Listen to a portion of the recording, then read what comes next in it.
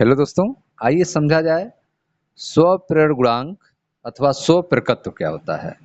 स्वप्रेरण गुणांक अथवा स्वप्रेरकत्व, जिसको कैपिटल एल से प्रदर्शित करते हैं। इससे पहले हमने आपको स्वप्रेरण के बारे में समझाया था। अब हम लोग देखेंगे स्वप्रेरण गुणांक के बारे में अथवा स्वप्रेरकत्व के बारे में, यल के बारे में।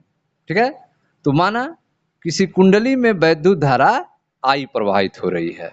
मान ले रहे हैं कि किसी कुंडली में वैद्युत धारा आई प्रवाहित हो रही है तथा धारा के कारण कुंडली के प्रत्येक फेरों से बद्ध चुंबकीय फ्लक्स फाई बी है। किसी कुंडली में वैद्युत धारा आई प्रवाहित हो रही है, इस धारा के कारण कुंडली के प्रत्येक फेरों से बद्ध चुंबकीय फ्लक्स फाई बी है। यदि कुंडली में तार के n फेरे हैं, यदि कुंडली में तार के n फेरे हैं तो कुंडली में फ्लक्स ग्रंथिकाओं की संख्या, यदि कुंडली में तार के कैपिटल N फेरे हैं तो कुंडली में फ्लक्स ग्रंथिकाओं अर्थात फ्लक्स लिंकेज की संख्या n फाई बी होगी। ठीक है, यह जो फ्लक्स ग्रंथिकाओं की संख्या है n फाई बी, यह संख्या कुंडली में प्रवाहित धारा I के अनुक्रमानुपाती होती है। यह संख्या जो है फ्लक्स ग्रंथिकाओं की संख्या n फाई बी, यह कुंडली में प्रवाहित धारा I के अनुक्रमानुपाती होती है। n फाई बी अनुक्रमानुपाती I। ठीक है, अब यहाँ पे अनुक्रमानुपाती हटाते हैं, बराबर लिखते हैं। तो n फाई बी बराबर, यहाँ पे एक नियतांक आता है कैपिटल यल आई। ठीक है, तो n फाई बी बराबर यल आई। ठीक है, या L बराबर, तो L बराबर हो गया आपका n फाई बी बटा आई। L बराबर n फाई बी बटा आई। यहाँ पर L क्या है? L क्या है? तो L एक नियतांक है। L क्या है? एक नियतांक है जिसे कुंडली का स्वप्रेरण गुणांक कहा जाता है। इसी नियतांक को कुंडली का क्या कहते हैं? स्वप्रेरण गुणांक कहते हैं। इसी को स्वप्रेरकत्व कहा जाता है, स्वप्रेरकत्व कहा जाता है इसी नियतांक यल को। यल बराबर n फाई बी बटे आई।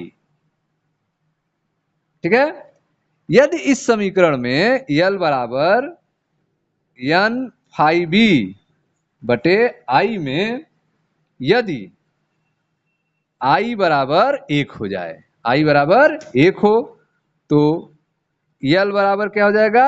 n फाई बी हो जाएगा। आई बराबर 1 हो तो यल बराबर क्या हो जाएगा? n फाई बी होगा। अतः किसी कुंडली का स्वप्रेरण गुणांक अथवा स्वप्रेरकत्व कुंडली में चुंबकीय फ्लक्स ग्रंथिकाओं की संख्या के बराबर होगी जब कुंडली में एकांक धारा प्रवाहित हो रही हो। ठीक है, जब कुंडली में एकांक धारा प्रवाहित हो रही हो, उस कंडीशन में कुंडली का स्वप्रेरण गुणांक अथवा स्वप्रेरकत्व कुंडली में चुंबकीय फ्लक्स ग्रंथिकाओं की संख्या के बराबर होगा। ठीक है, यदि कुंडली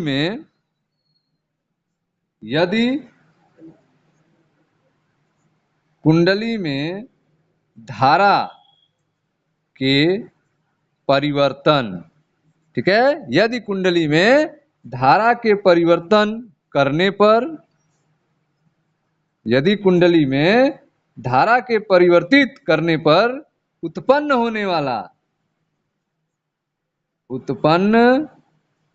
वाला प्रेरित विद्युत वाहक बल, प्रेरित विद्युत वाहक बल, ठीक है, E हो, प्रेरित विद्युत वाहक बल E हो, तो E बराबर क्या होगा? तो E बराबर minus n delta phi B बटे डेल्टा टी। यदि कुंडली में धारा परिवर्तन करने पर उत्पन्न होने वाला प्रेरित विद्युत वाहक बल E हो तो E बराबर minus n delta phi B बटे डेल्टा टी होगा। ठीक है, बराबर माइनस, ठीक है, डेल्टा n फाई बी बटे डेल्टा टी। E बराबर माइनस डेल्टा बाहर लिख सकते हैं n फाई बी बटे डेल्टा टी। ठीक है, यहां पर यह जो आप देख रहे हैं डेल्टा n फाई बी बटे डेल्टा टी, यह कुंडली में धारा परिवर्तन के कारण फ्लक्स परिवर्तन की दर है। n फाई बी बटे डेल्टा टी क्या है? फ्लक्स परिवर्तन की दर है। ठीक है, लेकिन परंतु n फाई बी बराबर किसके होता है? एल आई के। n फाई बी बराबर किसके है? एल आई के। ठीक है, तब E बराबर क्या हो जाएगा? E बराबर, ठीक है, E विद्युत वाहक बल E बराबर minus delta n phi B की जगह एल आई बटे डेल्टा टी। E बराबर माइनस डेल्टा एल आई बटे डेल्टा टी, या बराबर माइनस एल डेल्टा आई बटे डेल्टा टी। E बराबर माइनस एल डेल्टा आई बटे डेल्टा टी। ठीक है, यहां पर डेल्टा आई बटे डेल्टा टी कुंडली में धारा परिवर्तन की दर है। ठीक है, यहां पर डेल्टा आई बटे डेल्टा टी क्या है? कुंडली में धारा परिवर्तन की दर है। और ऋण चिन्ह यह बता रहा है कि विद्युत वाहक बल E सदैव ऐसी दिशा में प्रेरित होता है जिससे कि कुंडली में धारा परिवर्तन का विरोध करे। ठीक है, कुंडली में धारा परिवर्तन का विरोध करे, यह हमें ऋण का चिन्ह बता रहा है। यल बराबर क्या होगा? तो यल बराबर स्वप्रेरण गुणांक यल बराबर हो जाएगा आपका माइनस ई बटे डेल्टा आई बटे डेल्टा टी। यल बराबर माइनस ई बटे डेल्टा आई बटे डेल्टा टी। अब यदि डेल्टा आई बटे डेल्टा टी, ठीक है, एक हो जाए, डेल्टा आई बटे डेल्टा टी एक हो जाए, धारा परिवर्तन की दर एकांक हो जाए, तो उस कंडीशन में यल बराबर हो जाएगा ई के। यल बराबर क्या हो जाएगा? ई के, संख्यात्मक मान के रूप में। ठीक है, संख्यात्मक मान के बराबर हो जाएगा। अतः किसी कुंडली में स्वप्रेरण गुणांक यल अथवा स्वप्रेरकत्वा उस प्रेरित विद्युत वाहक बल के संख्यात्मक मान के बराबर होता है जो उसी कुंडली में धारा परिवर्तन की दर एकांक होने पर उत्पन्न होता है। उसी कुंडली में धारा परिवर्तन की दर एकांक होने पर उत्पन्न होता है। उस कंडीशन में कुंडली का स्वप्रेरण गुणांक अथवा स्वप्रेरकत्वा प्रेरित विद्युत वाहक बल के संख्यात्मक मान के बराबर होता है। ठीक है, स्वप्रेरण गुणांक का एसआई मात्रक हेनरी होता है। स्वप्रेरण गुणांक का एसआई मात्रक क्या होता है? हेनरी होता है। ठीक है, तो यदि, ठीक है, एक हेनरी बराबर क्या होगा? तो एक हेनरी बराबर एक बोल्ट, एक हेनरी बराबर एक बोल्ट, एक हेनरी बराबर एक वोल्ट बटे एक एम्पियर पर सेकेंड।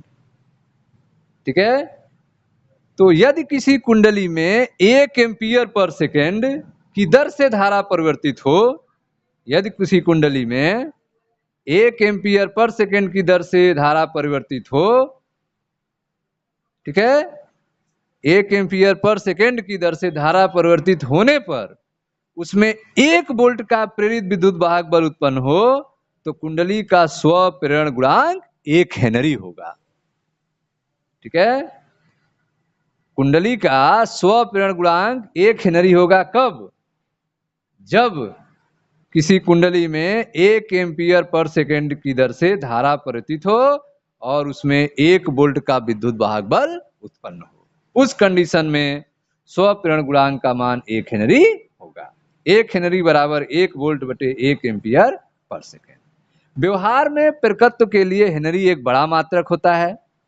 इसके लिए छोटे मात्रक मिली हेनरी और माइक्रो हेनरी का प्रयोग करते हैं। ठीक है, एक मिली हेनरी बराबर 10 पे माइनस 3 हेनरी होता है।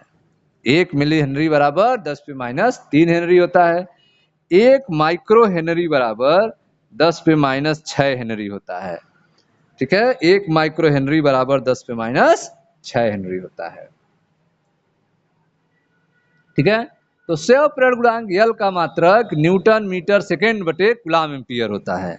मात्रक की अगर बात की जाए तो न्यूटन मीटर सेकेंड बटे कूलाम एम्पियर, यह होता है स्व प्रेरण गुणांक यल का मात्रक, न्यूटन मीटर सेकेंड बटे कूलाम एम्पियर।